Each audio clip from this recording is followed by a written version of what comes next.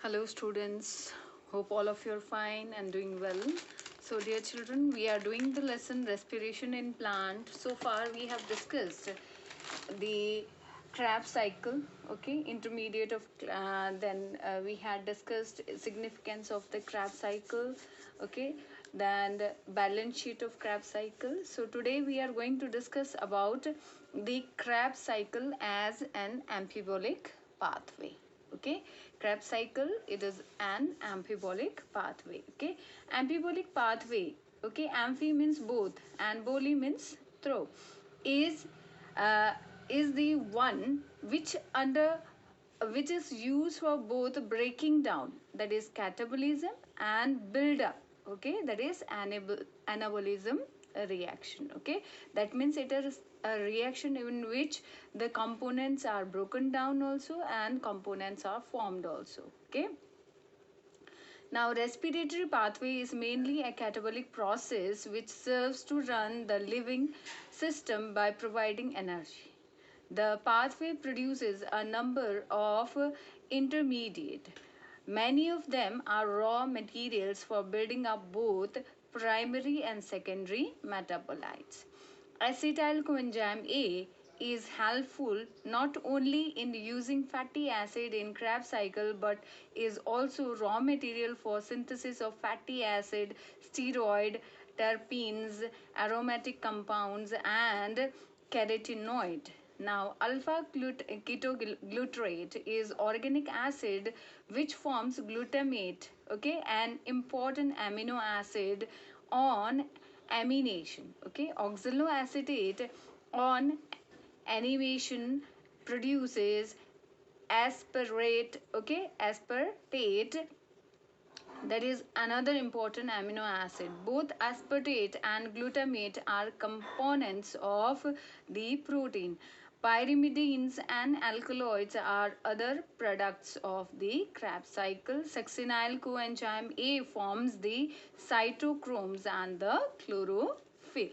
Okay, so this is how the Krebs cycle also acts as an amphibolic, okay, in amphibolic way, that is in constructive as well as the destructive way. Okay, now let's discuss the structure of ATP.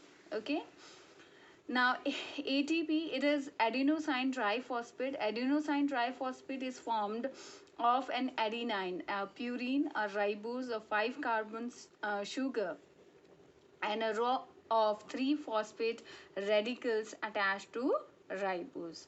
The complex formed from adenine and ribose is called adenosine. ATP was discovered by Carl Lohmann in 1929. Its functioning through build-up and hydrolysis of high energy phosphate bond was discovered by Fritz Lipman in 1941. Lipman is called father of ATP cycle. Who is called father of ATP cycle? Lipman. Okay.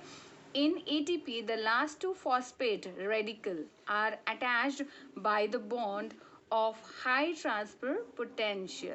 Okay, they are also called energy rich bonds. The bond between second and third phosphate radical possess an energy equivalent to the 8.15 kilocalories per mole, that is 7.3 kilocalorie per mole according to early estimate, while the bond linking the second phosphate radical with the first one has an energy equivalent to 6.5 kilocalorie per mole.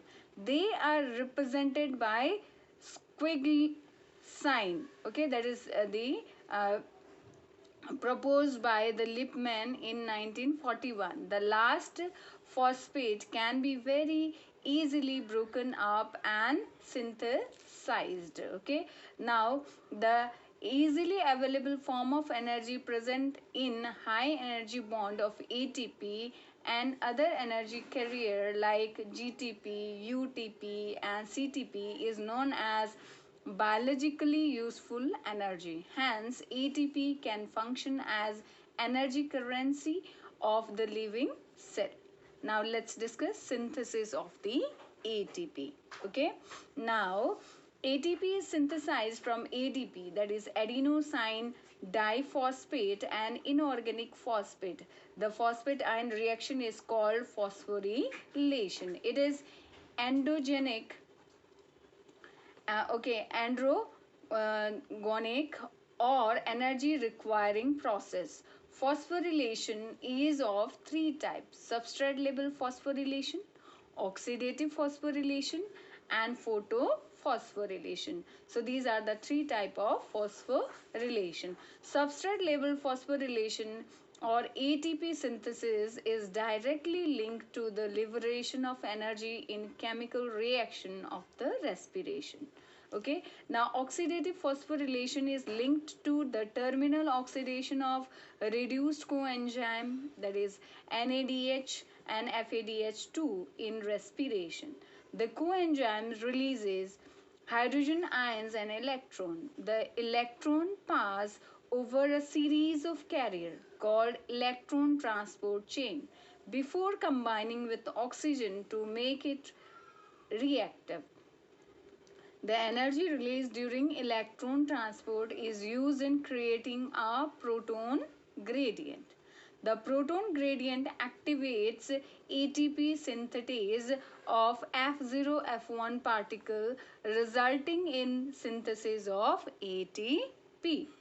Now phosphorylation occur on the thylakoid of the chloroplast. Okay, and in the primary phosphochemical reaction, an electron is extruded, okay, by the chlorophyll A on the receipt of radiation energy.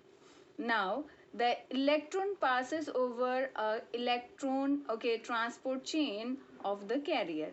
Now sufficient energy is released when a electron passes between cytochrome B and cytochrome F, that is cyclic phosphorylation. Okay, or it is the plastoquinone to the cytochrome, that is non-cyclic photophosphorylation. Okay, it create a proton gradient. Now later activate ATP synthetase of F0F1 complex to produce the ATP. Now function: it can store small packets of energy as soon as energy becomes available, so the wastage of energy is minimized. ATP makes energy available at a spot away from the area releases release of energy. Okay, by its accumulation as at a spot, it make available large and continuous supply of energy for carrying out heavy work. ATP release small amount of energy required for building new chemical bond during anabolism. It helps in driving energetically unfavorable process like absorption of inorganic solutes. Okay, ATP act as a phosphorylating agent for activating certain metabolites like sugar. Okay, it maintains bioelectric potential of the cellular membrane. Okay, beside this, ATP energize the membrane carrier for influx and efflux of the biochemicals. Okay, it energizes the enzyme luciferase in bioluminescent organism for liberation of the light. Now let's discuss the utility of stepwise oxidation. Okay, now there is a stepwise release of chemical bond energy which is very easily trapped in forming ATP molecules. Now cellular temperature is not allowed to rise. Next is wastage of energy is reduced. Okay, there are several intermediate which can be used in production of number of biochemicals. Okay, through their metabolite intermediate, different substances can undergo respiratory catabolism. Each step of respiration is controlled by its own enzyme. The activity of different enzyme can be enhanced or inhibited, okay, by specific compound. This help in controlling the rate of respiration and amount of energy liberated by it. Okay, so with this we complete the aerobic respiration, and in our next video we'll discuss about anaerobic respiration. Till then, take care.